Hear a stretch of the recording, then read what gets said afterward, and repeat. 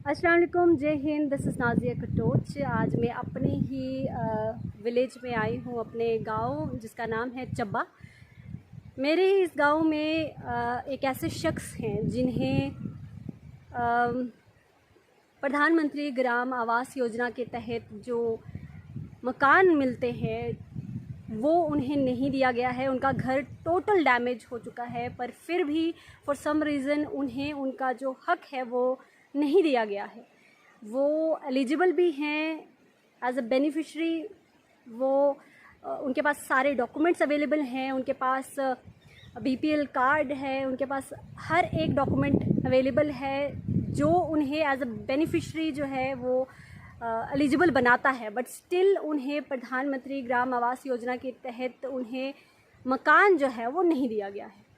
मैं आपको आज उनके घर के हालात जो है किस कदर वो घर जो है डैमेज हो चुका है वो ज़रूर दिखाना चाहूँगी इस वीडियो के अंदर। मैं उनकी एक वीडियो देखकर यहाँ पर आई हूँ। हमारे घर से थोड़ा दूर ये रहते हैं और ये हैं वो घर जो शायद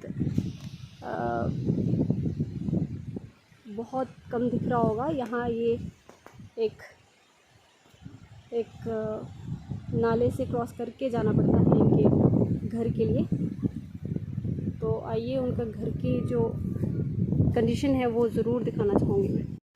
ये आप देख सकते हैं, इस नाले को क्रॉस करके, इस स्ट्रीम को क्रॉस करके जाना पड़ता है इनके घर के लिए। तो जब बारिश ज़्यादा होती है तो ये नाला भी बहुत ज़्यादा बढ़ जाता है, जो क्रॉसिंग बहुत ज़्यादा मुश्किल बना देता है। यहाँ से रास्ता भी नहीं इन्हें प्रोवाइड किया गया है। ये डंगा जो है ये लगाया हुआ था, शायद खुद लगाया था। हाँ, पहले लगाया होता था। तो ये भी पूरी तरह से गिर चुका है। गिरा है, 2 बार की बारिश से गिर गया। 2 बारी बारिश से ये डंगा भी गिर चुका है। और आपने घर के हालात भी देख लिए, घर बिल्कुल पूरी तरह से डैमेज है। आप अंदर से देख सकते हैं।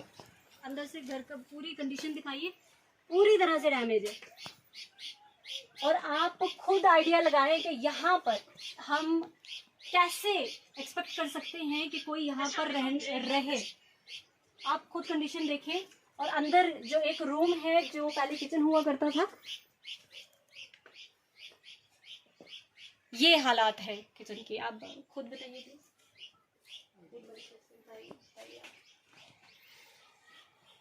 तो ये आपने जो है वो मकान मेरी हालात देखें। इस नज़रिए से आपको खुद ही अंदाज़ा करना चाहिए कि मेरे हुकूक यानी आवाम के साथ साथ बराबर लोगों ने या गवर्नमेंट ने दिए हैं। 4 बार मैं ये जो है अप्लाई कर चुका हूँ मकान के लिए। कहा कि सबसे पहले कहा गया कि वो आप दरख्वास्त दें, दरख्वास्त दी। कहा डॉक्यूमेंट्स जमा करें, डॉक्यूमेंट्स जमा किए। अब कहा फार्म जमा करें, फार्म जमा किए। उसके बाद नकलें दी, वो नंबरदार अपना है ऊपर, उसको जो है सारे डॉक्यूमेंट्स दिए। लेकिन उसके बाद क्या हुआ कि वो मेरे ख्याल से जो है वो डिलीट कर दिए उन्होंने, वो रद्दी टोकरी में। अच्छा, कोई जो सुनवाई नहीं, 1 बार नहीं 4 बार। ये चौथी बार मैं पिछले साल जो है वो वीडियो के पास गया और ये दरख्वास्त दी वहाँ पे कि मैंने कहा कि मैं 3 बार अप्लाई कर चुका हूँ, लेकिन मेरी जो है सुनवाई नहीं हुई और मेरा जो है मकान आया ही नहीं आज तक। लोग कहते हैं जी आएगा, जी हमने भेज दिया, जब आएगा तो फिर आपको हम दे देंगे जी।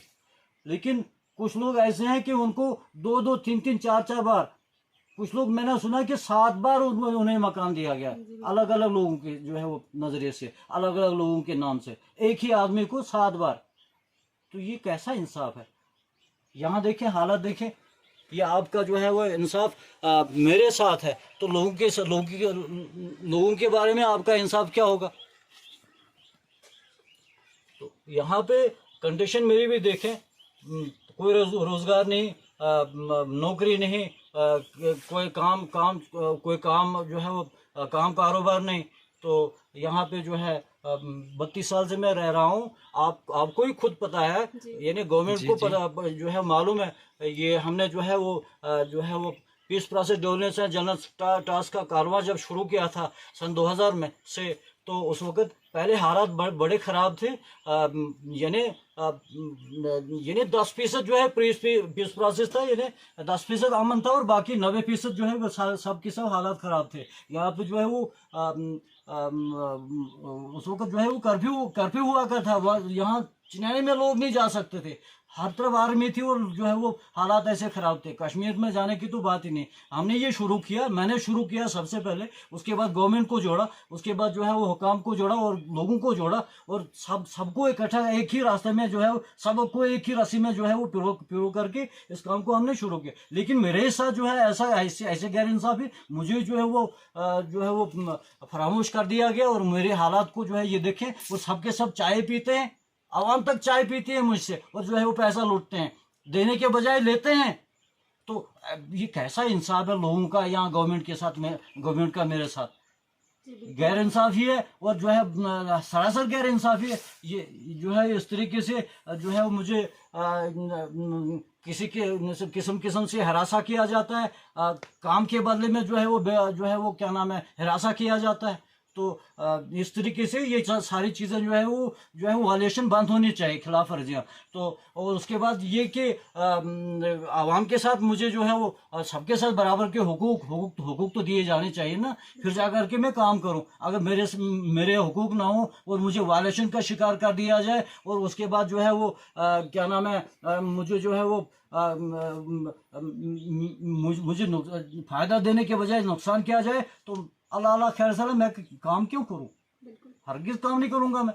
तो काम उसी वक्त करूंगा मैं जब मेरे हुकूक सब के सब बराबर होंगे। और हुकूक होंगे तो उसके बाद अखराजात भी तो लगते हैं। वो अखराजात कहाँ से लाएंगे? वो भी तो सोचना होगा गवर्नमेंट ने, आवाम ने सोचना होगा। आवाम और गवर्नमेंट दो ही चीज़ें हैं, बाकी मुलाजमिन क्या है वो तो खिदमतगार है।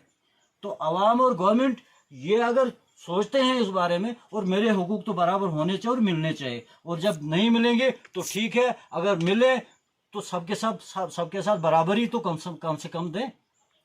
तो हुकूक तो बराबर होने चाहिए, वरना फिर इंसाफ किस चीज़ का, गवर्नमेंट किस चीज़ के? और ये क्यों जो है बड़े बड़े दावे करते हैं नहीं जी हमारा जो है वो जमहूरियत है। जमहूरियत फिर किस नाम की, जब हुकूक ही नहीं मिले? बुनियादी हुकूक मुझे नहीं, मेरी ऑर्गेनाइजेशन जो है अक़वाम मुत्तहिदा के साथ जुड़ी हुई है। तो इस तरह नहीं मैं काम करता। हमारा सारे मिशन जो है वर्ल्ड वाइड हैं और अक़वाम मुत्तहिदा काम जो है अपना हाथ में लेती है और चलाती है, वो करती है बाज़ाब्ता। जैसे भी फिर हमें काम करने आते हैं वैसे हम करते हैं। लेकिन हुकूक जब मेरे मारे जाएं और मेरे साथ ऐसा इंसाफ हो, गैर इंसाफ भी हो, तो फिर आवाम के साथ आप क्या करेंगे? तो आप एक बार फिर से अपने ऑर्गेनाइजेशन का नाम बताएं। जी हाँ, world peace process development and general task जो है ऑर्गेनाइज मेरी जो है वो सन 2000 में जो है वो यूएनओ के साथ, यूनाइटेड नेशन ऑर्गेनाइजेशन के साथ हुई है। जी देखिए, आप खुद सुन रहे हैं कि एक इतनी बड़ी ऑर्गेनाइजेशन वर्ल्ड पीस एसोसिएशन के साथ ये जुड़े हैं और इतना अच्छा काम इंडिया के लिए हम अपने देश के लिए कर रहे हैं, बट स्टिल इनको इनके हक जो है वो प्रोवाइड नहीं किए जा रहे फॉर सम रीज़न। मैं चाहूँगी कि अब्बास जो है वो ये वाले रूम के भी हालात दिखा दें। ये एक रूम में रहना, एक ही रूम में रहना, और ये भी बहुत अच्छी कंडीशन है तो इसमें रहते हैं। और बट ये भी कभी भी डैमेज हो सकता है, बिकॉज हाँ ये भी डैमेज हो सकता है, पॉसिबिलिटी है। बिकॉज इसके साथ ही आप देख सकते हैं ये देखिए ये कितना पुराना हो चुका है, ये पूरा वुड का जितना भी काम है, तो कभी भी ये गिर सकता है। और ये रिस्क है, किसी इंसान को यहाँ पर रहना बहुत बड़ा रिस्क है। और फिर